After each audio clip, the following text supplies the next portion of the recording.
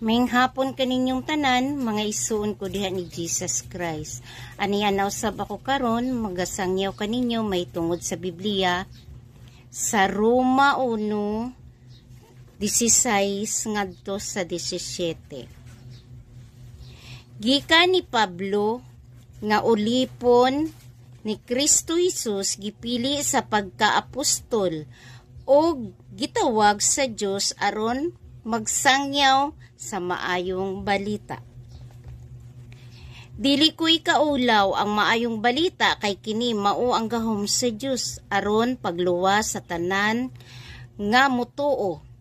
Una, sa mga Hudiyo, ingon man sa mga dili Hudiyo, kay gipadayag sa maayong balita ang paagi sa Dios sa paghimog matarong sa tao ug kini pinaagi sa pagtuo gikan sa sinugdan hangtod sa katapusan.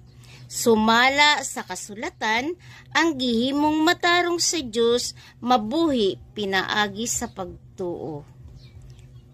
So, kita gyud ay nga mga tao kumutuo kita sa Dios. Kinahanglan jud di ay nga dili kita maulaw sa pagbalita may tungod sa gahom sa Dios para sa kaluwasan natong tanan nga iyang mga anak. Busa magbalik kita sa Ginoo, maginulsol sa Dios sa atong mga nahimong sala. Sundon nato iyang sugo, magampo kita kanunay sa Ginoo. Labi na karon, perti ng lisuda ang atong panahon, ang atong mga palibot karon puro krimen.